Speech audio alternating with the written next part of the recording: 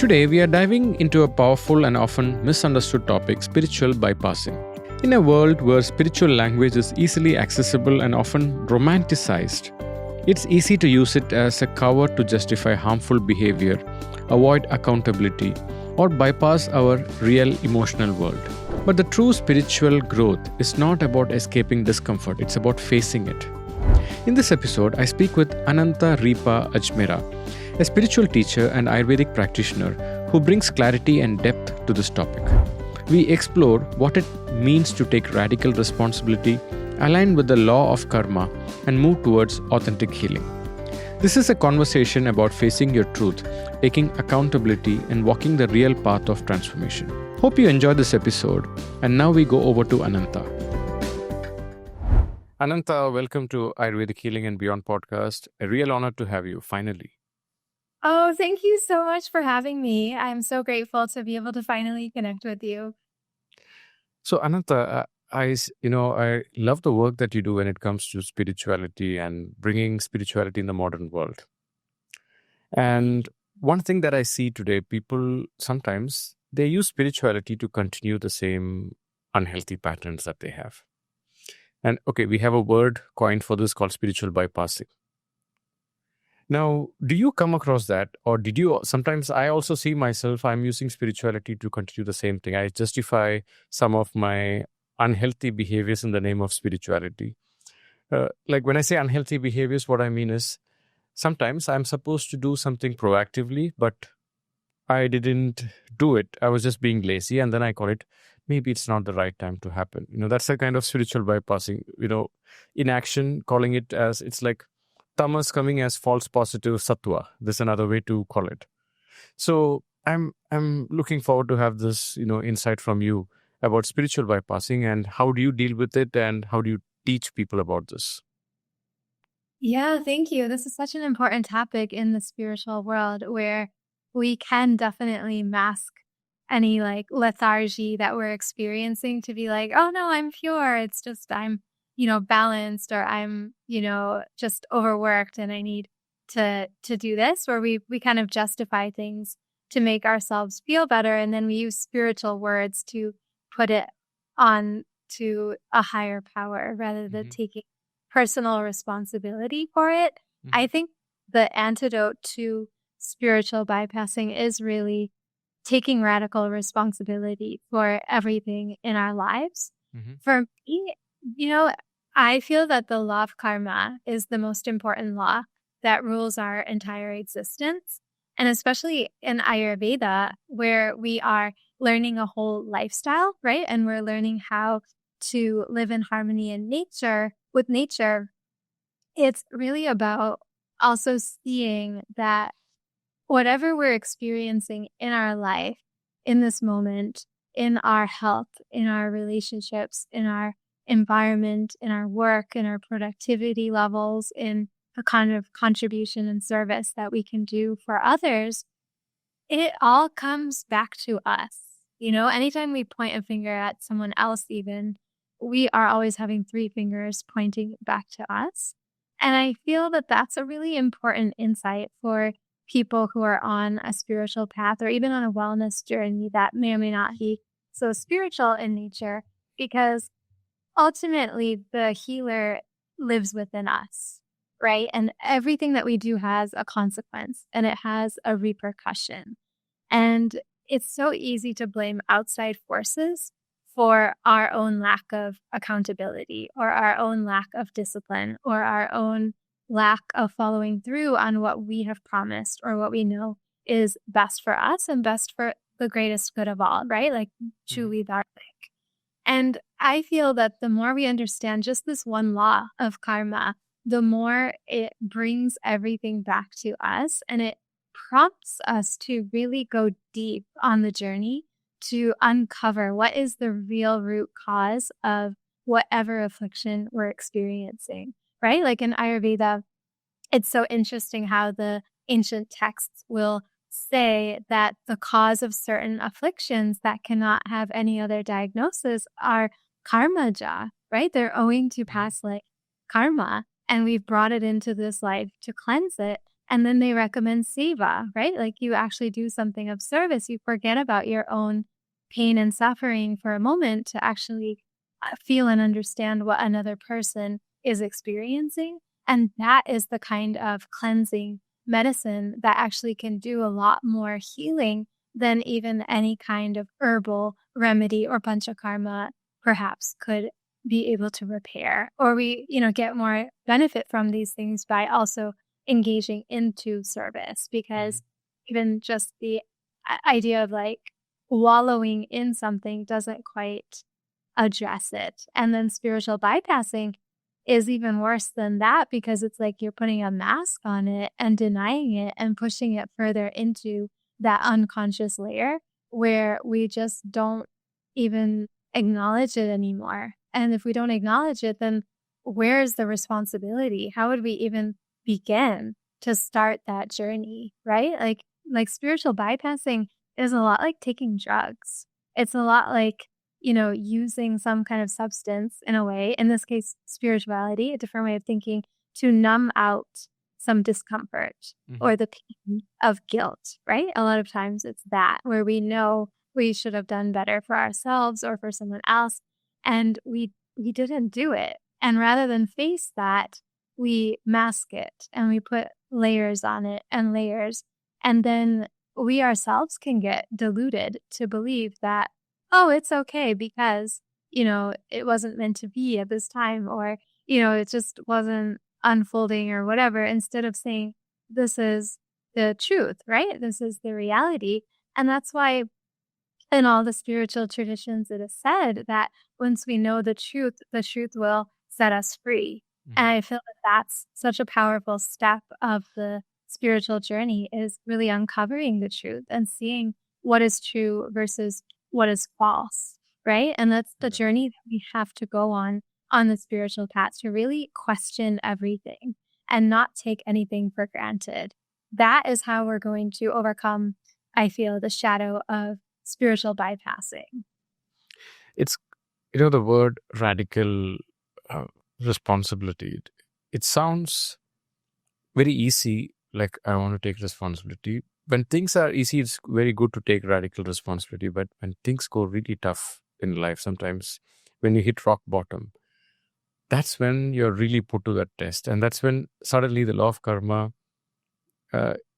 like the story about a gentleman, he got an inheritance from his deceased grandparents.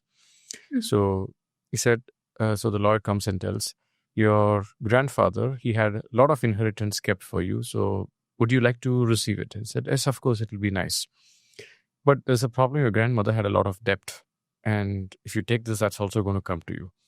So you just can't take one. You'll have both. So when you say radical responsibility, we have to take the good and the bad. And that's where the challenge comes. I just want the good side. I don't want the bad side. And when the bad side comes, we point things out. It's because of that. It's because of this. And that's how we are somewhere. The genetic part in us is trained to look outside for the problems. And when something good, that's why there's a saying, success has many fathers and failure is always an orphan. Like if something becomes successful, oh, it's because of me. I know I contributed to that success. And something becomes a failure, oh, he did it. It's because of his own thing. And I see a lot of that with our own. It's very difficult. And I think one of the most essence of spirituality is, as you said, it's to take that full responsibility. And when you're talking about that truth, I was listening to one person, and I think it was a Swamiji or someone who was telling, truth is like a surgery. And lies are like a painkiller. Like, wow. It's like a snooze button, but truth is like a real surgical thing. You have to get rid of it from your system. It's a surgical input. So I think sometimes spiritual bypassing it's also like we are using spirituality as a painkiller sometimes, but not listening to it. Yeah, wow. I'm going to really remember that. That's a very, very powerful metaphor for what truth is. Yeah. And I think that's why, honestly, Dr. Vignesh, I started studying martial arts because I'm so committed to the truth. And I found out pretty quickly that the more I stand in truth, the more I take radical responsibility, the more I invite people to do that. And I show the truth and I speak the truth. Boy, it can really trigger people. Yeah. It can really cause so much upset in people who are committed to the lies and who are using those lies, as you said, as painkillers. And that, to be a person of integrity in this world full of corruption, I actually feel that it's important for me to be able to protect myself so that I can be a messenger for that truth that sets us all free. How do we get ready for this surgical truth? Yeah, it's hard. And I can understand, so that's where I think sometimes being a healer, and you might feel this way too at times, it can be painful because we know that what we have to say can be very hotly protested, right? Someone can get very upset, but at the same time, we feel that compassion for all the layers of painkillers that a person may have put onto themselves. And it's not easy to start the journey.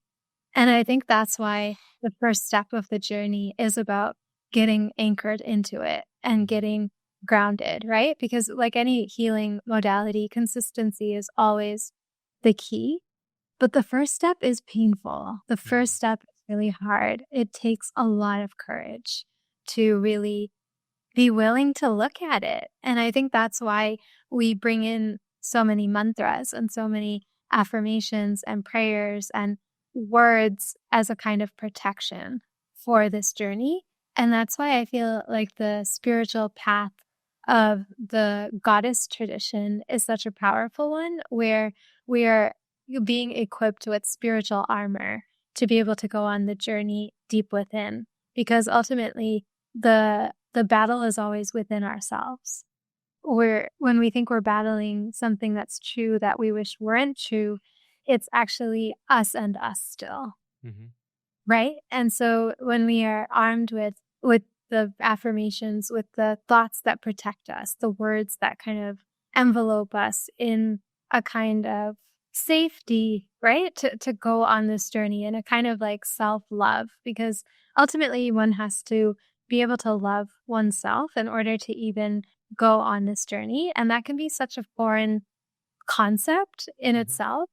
And especially if a person has done a lot of wrongdoing or a lot of actions that they regret, I feel like that's really difficult to do, but is necessary to do, because at some point it's like you have to allow yourself to forgive yourself for being so resistant to this, that you build up so many things to cover it up, because it's like taking off a Band-Aid and there's a big wound underneath. And so I feel that it is important to be compassionate and to also be brave at the same time. So I feel that first step of acknowledging that this is the case, right? That there's a lot of things that I've covered up and that there's a lot of layers under what I'm saying is itself a powerful medicine. And that's probably a great place to start is just by simply acknowledging. And in that acknowledgement that I've used a lot of painkillers of lies to cover up the truth, we get to sort of distill its emotional charge enough to then be able to see what is. And I feel that radical acceptance is ultimately the key to expansion.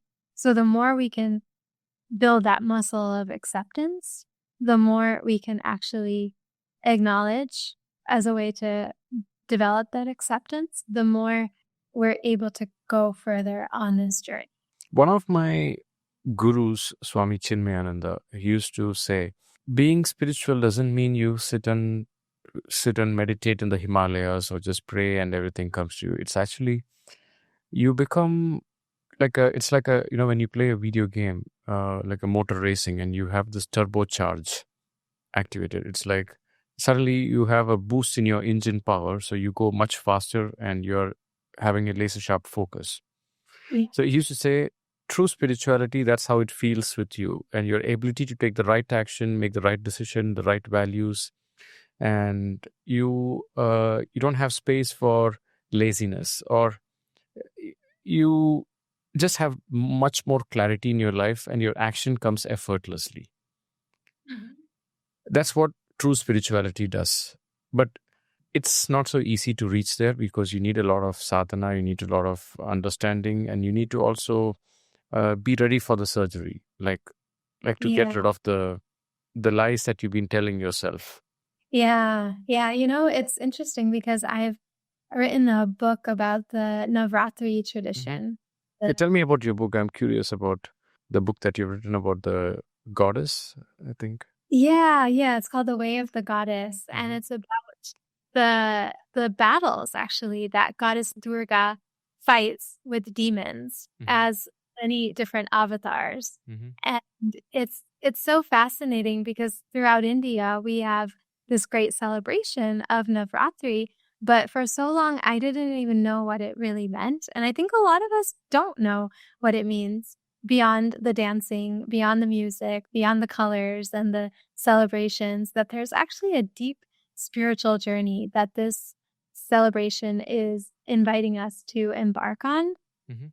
And it starts by getting grounded with the power of stability, represented by Durga as Shailaputri, who is the embodiment of Mother Earth.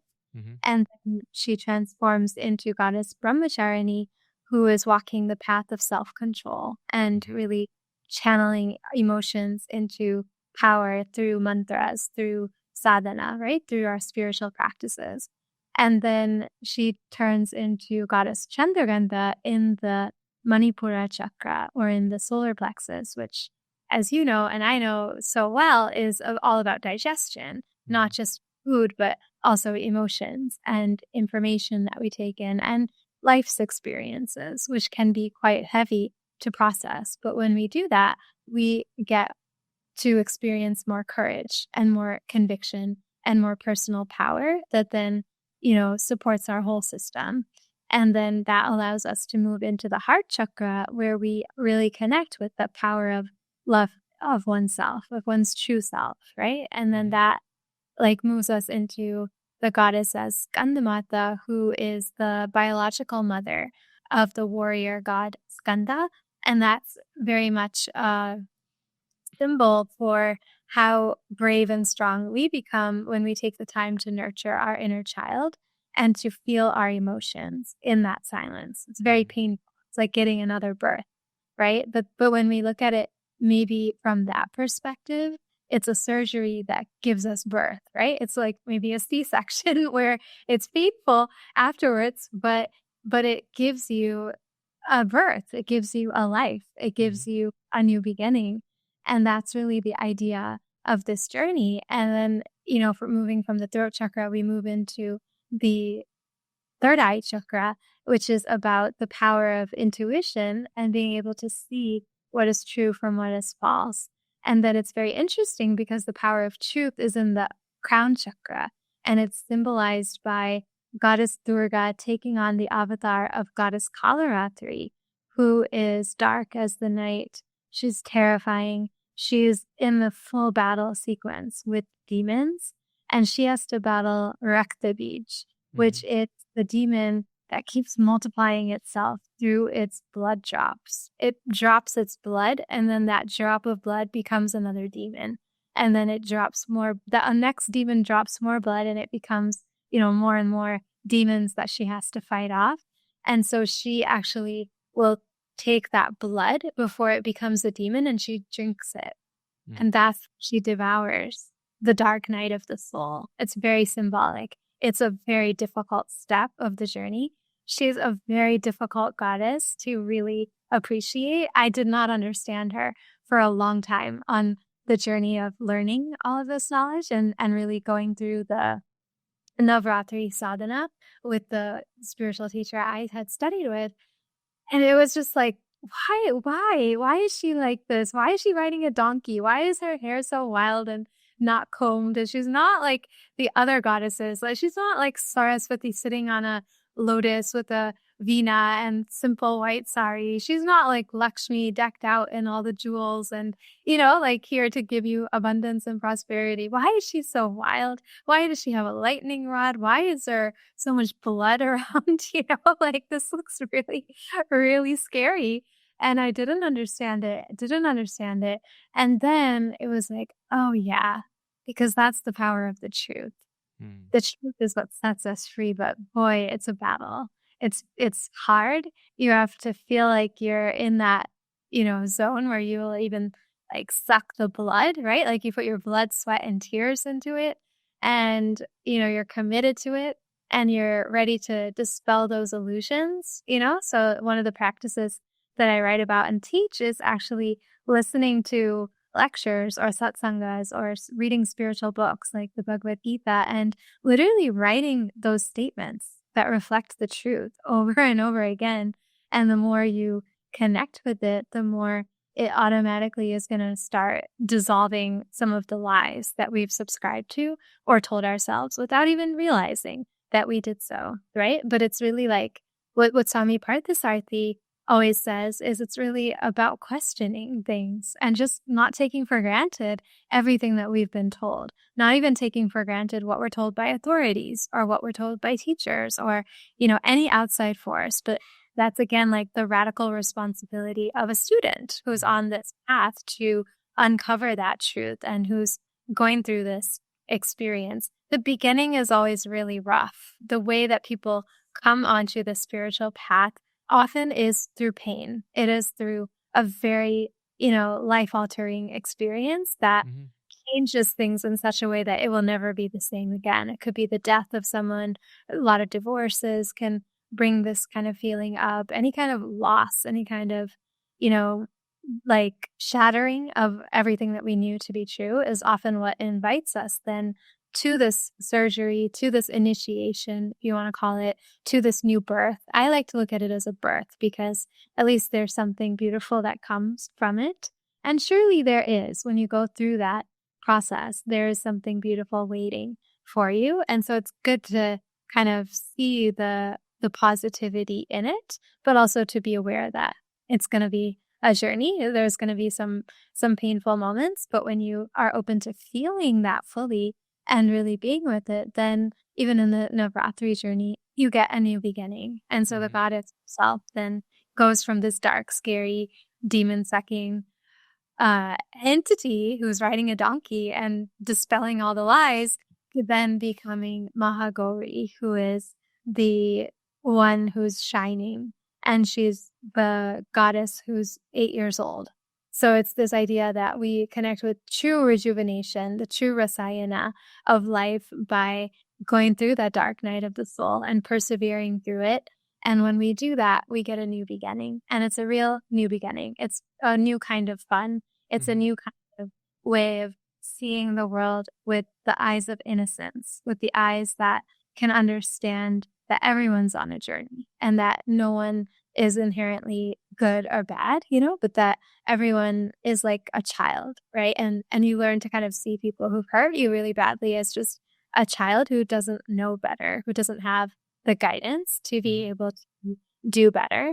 And so there's a kind of forgiveness and there's a kind of planting of new seeds, of literal, seeds in the garden, of fruits, of flowers, and even in our relationships, we can plant these beautiful new seeds of truth, of, being genuine and being authentic in our interactions, or starting a new health program, or, doing something on the Ayurvedic path. And then this all ultimately allows us to connect with the power of intention to lead with integrity. And that's where we connect with service and the yajnas, right? Like giving back to Mother Nature, giving back to our teachers, giving back to ancestors, to humanity in need, and to the divine beings that allow for us to be here at all. And there's something that's just so deeply liberating about this whole path that allows us to go through these experiences while feeling the connection of God as mother, right? Or truth as mother. and this whole experience as being one of being born again. And I think that's a nice way to connect with these things, because it's sort of like, we all come from mother. No matter who we are, we would have come from a womb. And it's like we're being invited back into that. And being born has a lot of challenges, but you get also a lot of opportunities from it. And that's what I feel happens when you surrender to no longer subscribing to the lies and just allow that truth to start coming in. And it's a practice, It takes time, it takes dedication. But that first step, it's brave, and it deserves, acknowledgement and like a good job, like good job for getting on this path. Like you mentioned about Bhagavad Gita and also writing some statements. Yeah. So what are the essence of Gita that the word Gita also means it's a song and the essence of the knowledge. But what are the essence of the Gita that you teach in your practice? Essence of the Gita is really, to me, there's so much to it, right? That every chapter of this book that I wrote, The Way of the Goddess, literally is about how I have learned to embody just one verse from the Gita, and how others can also do this. And that's just how vast it is, Everything about it, I feel, is like spiritual medicine that helps us go from the dark night of the soul to awakening. And so just even taking one statement that resonates and going really deep into it and looking at it through the lens of our own experiences and our emotions and our challenges, I feel is the way I like to work with it, where I'm not trying to take in the whole ocean at one time, but just, take one verse and see, what does this really mean? Like in the Gita, it says that we should not lower ourselves, right? That we should not, what is it exactly? I actually have it right here with my book. It says, you must lift yourself by yourself. Do not lower yourself. Yourself alone is your friend. Yourself alone is your enemy. So, like, I've centered the art of loving your true self, chapter 4, around just this statement, because there's so much to it. Such a powerful statement. Yeah. Right? Like when you really think about it, it's like, oh, I'm my own best friend. I need to do for myself what I want my friend to do for me. And that's so difficult. I mean, we think about so much good for others, or we are so good to be very compassionate to others, but when it comes to our own self, we could be the most judgmental and critical person. Yeah. Especially if you have the intelligence trap. What I mean is, there are people who are super intelligent and smart, and that makes them doubt themselves even more. Yeah, definitely. Definitely. And that's where, just taking this one thing and really contemplating it and contemplating, what does it mean to be a friend, and what would I do for someone else, and how do I really do that for myself? And that for me actually has been a big part of healing on the journey, is really turning the lens inward, and taking some regular time to do that. That I know I'm very good at helping other people. And because I'm so good at it, what would happen if I actually turned that lens inward and asked, like, what if I did that for myself? How would I do that? What do I actually need? And those answers don't come quickly to me, but when I sit with them, they're really powerful. Like what the responses come as, surprising things that I don't expect. But I just feel that I'm fully on this journey, and it's a powerful one. And there's so much that's possible when we allow for this knowledge to not just be theoretical, but to actually become our lived experience, right? Like in our texts, it always says there's 3 steps or 3 stages of true transformation. One is you have to listen to the knowledge. You have to take it in through your ears, through deep listening, through, allowing yourself to hear over and over again, and through the ears, because it's a subtle channel. So it's more pervasive and permeating. And then once you've heard it or read it, then you have to question. and you have to churn on it and really contemplate and reflect and ask, what does this mean? And, take it apart to understand all of its layers. And then once you've done that, you have to do it. You have to live it. You have to make it a part of you. And in that process, you heal that split between the fractured ego self, which is like Arjuna on the battlefield in the Bhagavad Gita, and the Krishna, the divine wisdom that also lives deep within us and that we can access if we are willing to put in the work and the effort. I mean, I've studied this for a very long time, and yet I never feel I fully know it, right? So there's always that feeling that there's always more to learn.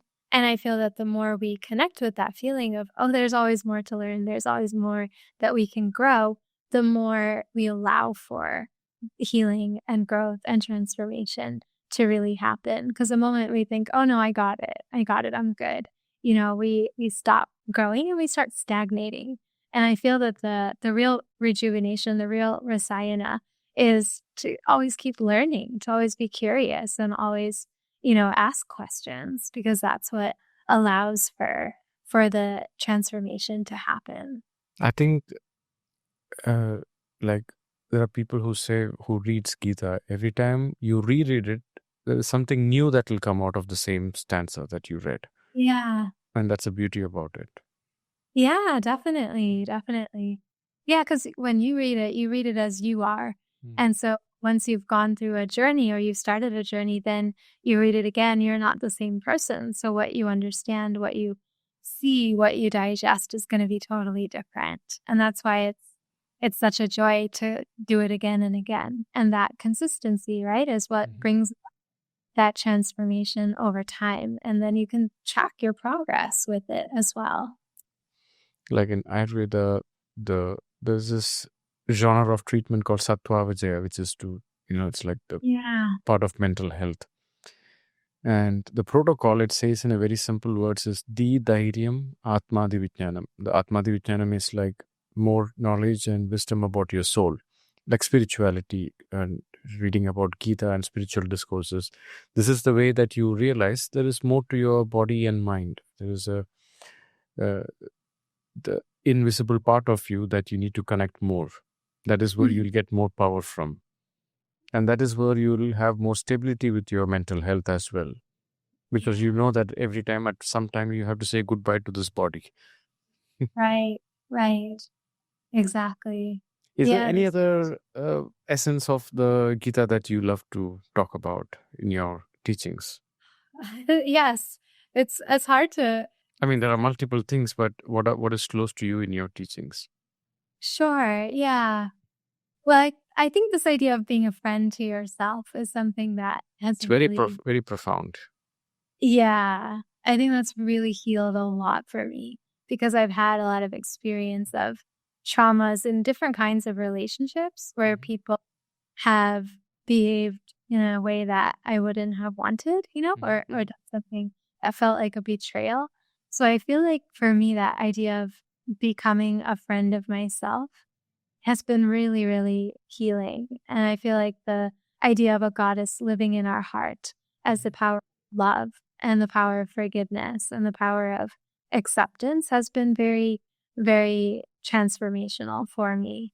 Another essence of the Gita that actually really resonates with me personally is the one I've put in chapter 7 of my book, which is, again, the power of truth and the power of, like going through that dark night of the soul.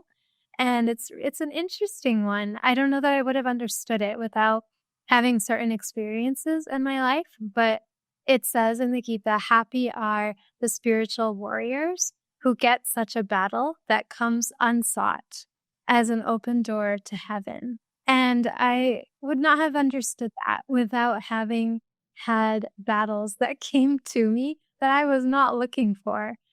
But when I received that invitation to stand up for myself and to stand for what is true, it was actually such a powerful doorway to choosing to remain in heaven, which to me is not a destination or a place, but a state of mind.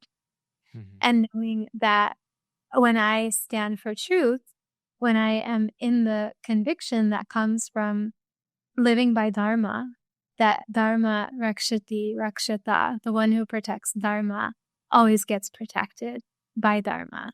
So even this book that I wrote, I had some teachers who had planted a seed for me to write it. And then they tried to stop the publication of the book when I actually did it. And so I had to really stand for myself and to stand for the truth and to, go through that difficult experience. And I feel that that's what connected me to this verse so deeply that, wow, but by doing that, I really came into more of my own warrior, like spiritual warriorship, right? Where it's not about fighting against someone or fighting against something to invite conflict, but it's really about being for truth, being for Dharma, and not being afraid to stand for what is true and to, be that warrior in that sense of how Durga is a warrior, by also knowing that, every invitation to conflict that comes from other people is ultimately an invitation to conquer the demons with it. Because it's only if somewhere we agree with that person's accusations or angry statements towards us that it's going to evoke pain. But if we know that we have not done the things that a person is accusing us of, then it's actually such an invitation to really allow the light of the truth to dissolve all these things that come our way, where it's like the slings and arrows, they no longer affect you. And it was amazing to experience that, like by writing this book, by really putting my story and my experiences and my truth out there, it evoked such a strong reaction in a person who had actually taught me these things. And at the same time, by anchoring myself in the truth rather than in a human relationship, it actually allowed me to be a messenger for that and to become stronger in my own path of being for the truth and feeling a kind of freedom in that midst of that conflict that I had never known I could experience before. And I honestly feel that it didn't really affect me that much as I would have maybe felt long ago. And that's another interesting thing from the Gita that I have shared about, where Krishna talks to Arjuna about developing Sthitaprajna, right? Where you steady anchor in what is true and what is wisdom. And we know that we're progressing on the spiritual path when we have that muscle of Sthitaprajna developed. And that means that there's always going to be triggers. There's always going to be situations, people, things that are going to evoke some pain from us, right? Some hurt, some, anger, something that affects us deeply. And we know that we're progressing on the spiritual journey when we can face those triggering situations with a lesser reaction in terms of the quantity of it, right? The intensity of it, the amount of time that it takes to overcome it. And that's also such a great way to see how we're progressing on the spiritual journey, where we're way past bypassing at this stage, right? We're just taking it like, okay, fine, like it just came, like there's nothing I can do to like deny that this is here, right? This invitation to have a battle basically with someone to protect my truth and to protect my support of the truth through my writing and my book. And it was just a pretty cool experience, actually, which I didn't think it could be, but it was. And it was just being one with that freeing power of the truth, right? When you've told the truth, when you have stood for the truth, there's nothing left to defend. There's nothing left to protect. The only demon is the one who lives within. And so you get the opportunity to rise into that divine that lives within us. So that for me has been a great guidance. And even just looking at my own progression in life from being so afraid and so, totally like affected by conflict and trying to avoid it at any cost, to then having it come and reading all the false statements about myself and even like having a laugh about it. I'm like, wow, look how far I've come, I can do this. And that built my confidence to feel that I can handle whatever challenges come my way. This is a big one. And as I've been able to have less of a reaction to it, and I overcame it more quickly than ever before. I know I'm progressing. I know my wisdom is getting steadier and deeper. And that's really cool, and thanks to the Gita, I know these things and I can experience them. And, like for me, Dr. Vignesh, I grew up Jain. So in the Jain tradition, it's all about ahimsa.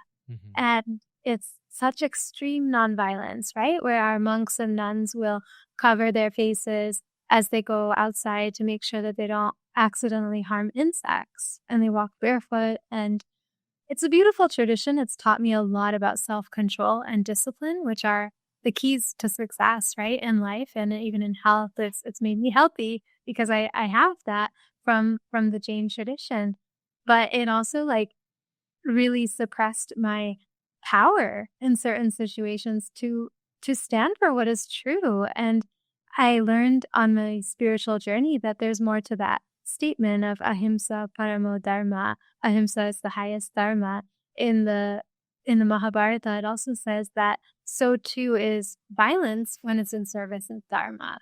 And so the idea that we can't give our power away to spirituality either. It's another kind of spiritual bypassing in a sense, right? Where it's like, oh, because I'm nonviolent, I let someone walk all over me and just do what they want. And then it dilutes my ability to have my purpose and to be a healer in my own right and to be a teacher when I'm actually following the path of truth. I think a lot of times when people are pure or people are, following a spiritual or a religious tradition, there can be a lot of fear involved, right? A lot of fear that's ruling it. Oh, if I do something wrong, God will punish me, or like someone in the church or whatever would punish me. But really, it's not about that. It's about our direct connection with the truth. And when we are anchored in that, then there can be any gross interpretations of these things. But when we know it, when we've gone deeply into it, when we've really been able to understand it and align ourselves with it and go through that surgery, go through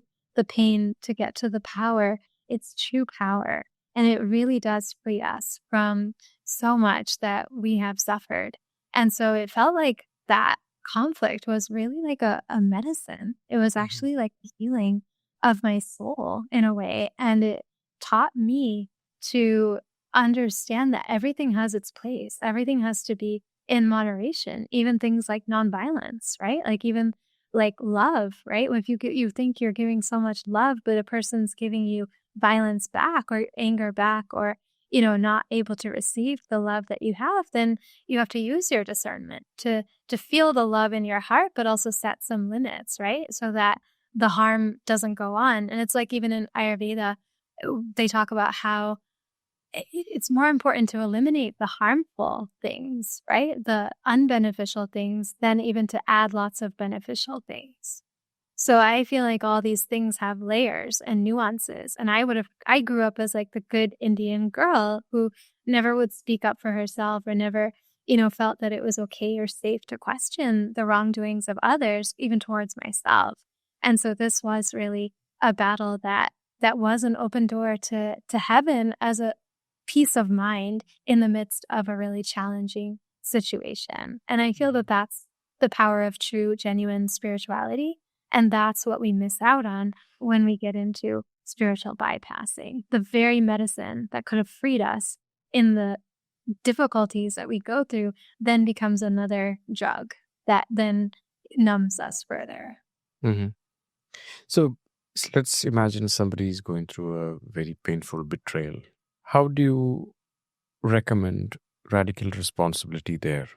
And how do you advise them to take that part? Because at that time, the pain can be quite serious. And at that time, they will be accusing, and how can that person do that to me? Right. In that position, how do you give them an understanding of what is radical responsibility? Or first of all, they will not be open to it. They will say that still that person did that. How am I responsible for that? And if that is what law of karma is, I don't want that to know about that law. So how do we make sense of that?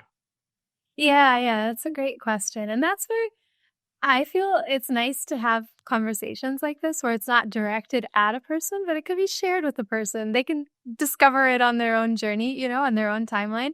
So we put knowledge out there. When people are ready to receive it, they'll be able to. But I will say for myself, at least in this situation where I had gone through that, I did take responsibility for it. And it's a tough pill to swallow at first. Totally agree with that. Like, what? Like they did all this. But I know that to really feel better, I have to look at what was my part in this. Why did I trust this person? There had to have been a situation or a time where something in me knew it wasn't right. And I still said, okay. And I still put myself around this person. And often it's like that really quiet inner knowing that we would have had at some stage along the way that we were willing to override for the approval of someone else or could be anything, right? In my case, it was also to learn. I wanted to learn these things. I really wanted to learn spirituality. So it's a very pure desire that brought me to such people, which can make it hard to forgive for sure. But I still felt that I needed to say, what is it about me? What is it unresolved within me? What is that unresolved pain within me that allowed me to unconsciously recreate a painful situation to try to resolve what had been unresolved? And why not then just go to the original root of this, the first betrayal that I ever had, and really understand and bring healing to that? And that was really what I did with this book. I really went into my childhood traumas. I went into my relationships with my parents, and I really reflected on, what had been difficult about it and what I was able to do to heal that dynamic and to really find peace with it and to find, an ability to let go of the past, but also learn from the past so that I don't repeat it with other people in the future. And I feel that that's a journey we're all being invited to go on. And that's really where the deeper healing happens, because most of the times when people are getting betrayed, there's a pattern of it. And if we go far enough back, we can uncover what that is and really bring whatever kind of resolve or resolution to that so that we don't have to keep on repeating it. So I feel it's a very courageous thing to do. And I feel that I'm living proof that it's possible. And when we do it, there's a deep sense of relief and a deep sense of peace that comes from being brave enough to take that responsibility, even for someone else's indiscretions. It's not that it feels like you're doing that, but it's really like taking responsibility for yourself to make sure you don't get into that situation again. It's a very profound way to look at it. And I think this will solve a lot of problems for mental health as well. Because people keep with that trauma. Once this happened to me, and after that, I cannot trust people. I cannot do this. And then they isolate themselves from many good things that could come to them. Yeah, exactly. And I did do that for some time. I think it's okay and healthy at times to withdraw a bit, to say, okay, let me figure this out. Let me better connect with myself. And the more we connect with ourselves, right? Going back to the other essence of the Gita, the more we are a true friend to ourselves, the less likely we are to betray ourselves by trusting an untrustworthy person. Mm-hmm. So I also felt like I needed to spend some time in solitude, a very conscious, chosen solitude, right? To really go deep and to give myself that space and that container to address these things so that I don't feel the need to fill some kind of unconscious void within myself. And that's something I also teach people through the programs that I offer, because it's not really intuitive in this day and age that you develop that relationship with yourself and you you really become your own friend. But again, I'm proof it's possible. And the more you do it, the less vulnerable you will be then to people and their, stuff. Because ultimately it's like, how can you trust others again? Yeah, I have asked myself that a lot, but it's not about others. It's about how can I trust myself to make better choices ultimately. Mm-hmm. So yeah, there is this book that that really helped me at one point of time. It's called "You Can Heal Your Life" by Louise Hay.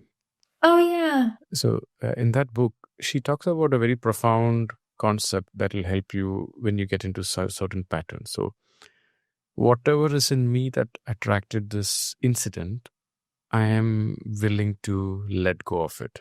It's a very profound statement. So when you say this, there must be something in me that attracted this kind of situation, or that put me in this situation, or that made someone behave like this. Yeah. Like sometimes you might see people, oh, did that person do that to you? If it was with me, he would never dare do that. He or she would never dare do that to me. Because somewhere you don't allow that kind of an energy to enter you. Yeah. Yeah. So, one person, if he is doing something in that place, maybe in a different place, he may not do the same because the things are different. Mm-hmm. So, what kind of a person and what kind of change do I need to go through so that I don't get into these kind of situations anymore? I think that's what this radical responsibility, this outcome is going to be. Yes, exactly. I think that's what you're trying to say. Yeah.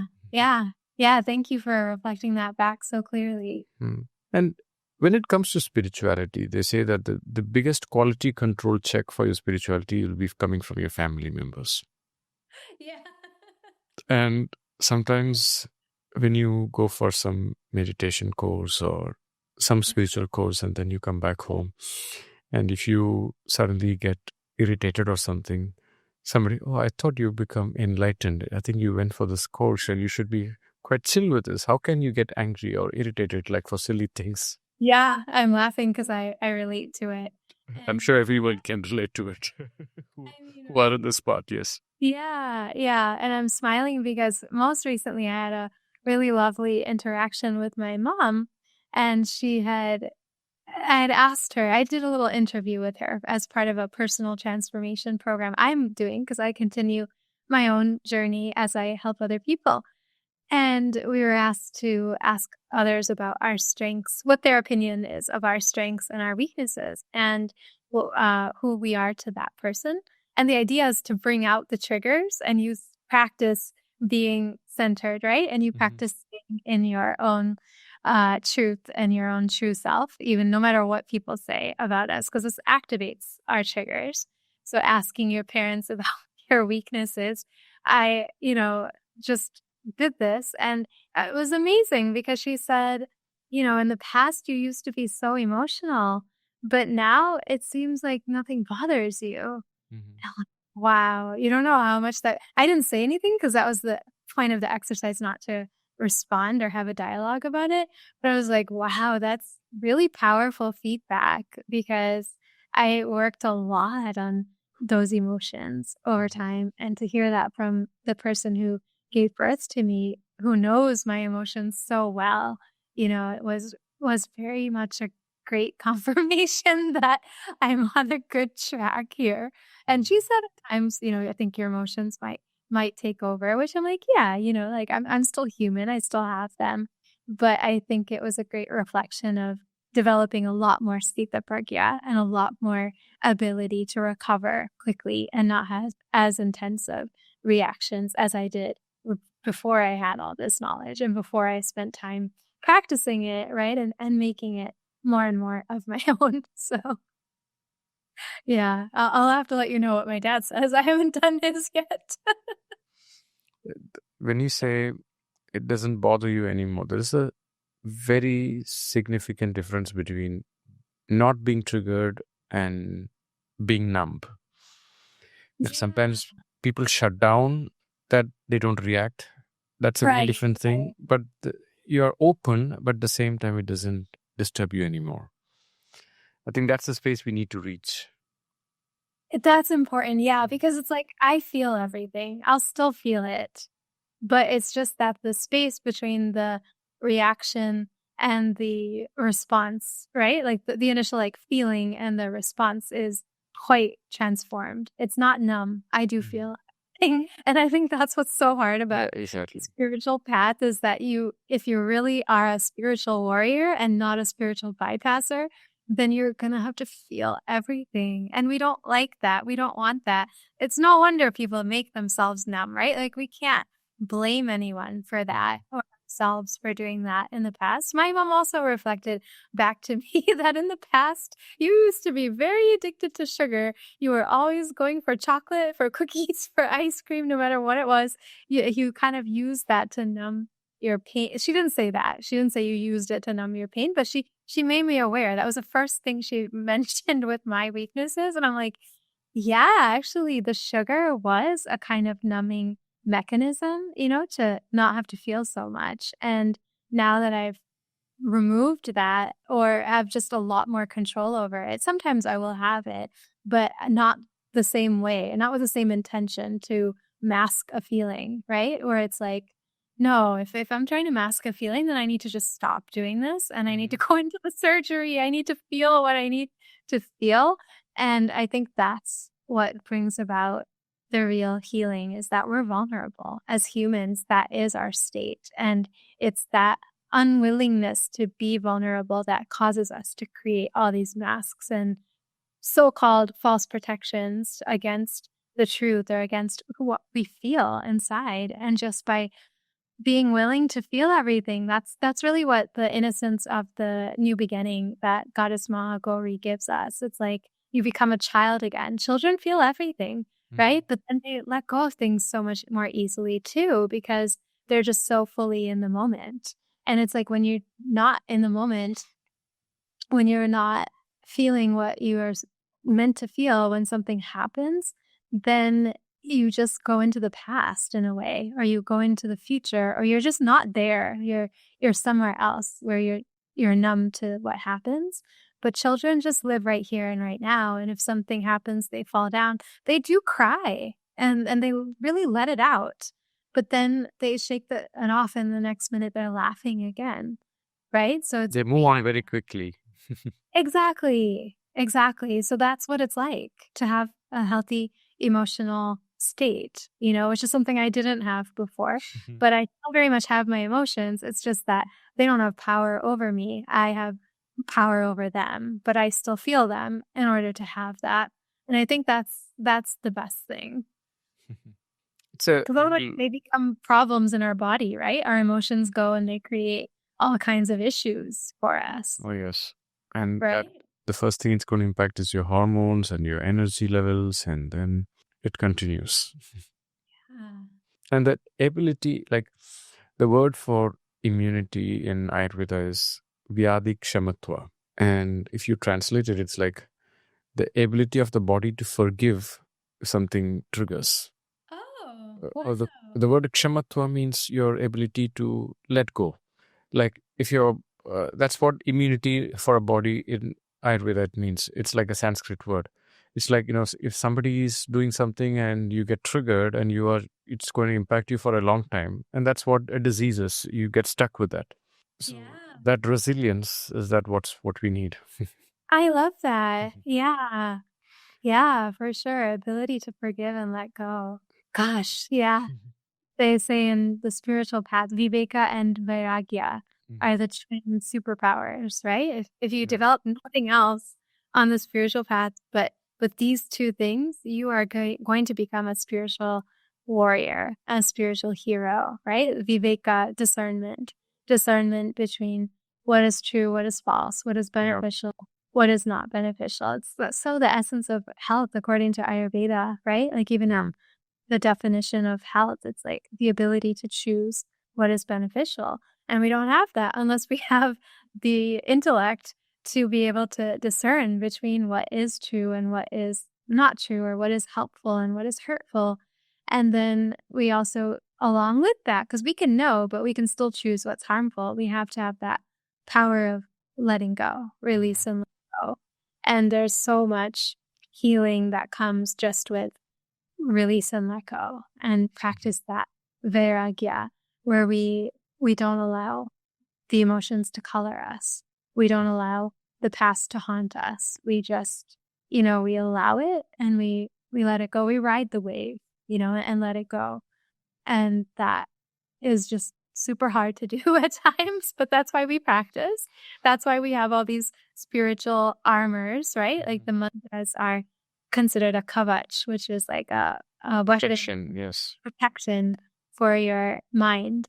And that's why we do the water cleansing rituals. I love to teach Sandhya Vandanam because it's helped me so much to just every day I let go of 3 things that are occupying too much time and too much space and too much energy. And it feels like nothing is happening a lot of times with it. But then all of a sudden it's like, yeah, I do feel a lot better, like just by the act of intentionally with the water element cleansing and releasing through mantras, through breath, through the 5 elements, through, being one with nature. I think that's the highest medicine in Ayurveda is nature herself, and knowing that we are nature and nature is in us.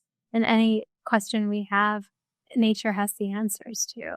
And the more we can bow down to nature, the more she reveals what nature is and how it works and how we can be at one with it.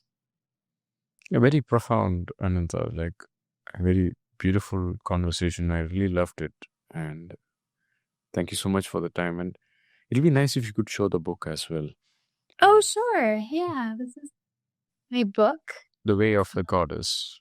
The Way of the Goddess. And it says daily rituals to awaken your inner warrior and discover your true self. Cool. Indeed. Yeah. It's available in hardcover. It's also available on audiobook for people who like to listen. And it's also there as an ebook. Well, I'm a very audiobook person. Oh, okay. Nice. Maybe that's why I also love podcasts, because I like to listen and walk or drive. Yeah, me too. Thank you. And I'll definitely put this in the show notes and also how people can reach out to you. It was really a pleasure to have you in the podcast. Thank you so much. I appreciate it. And I'm very grateful for the kind of insightful questions that you asked. Thank you.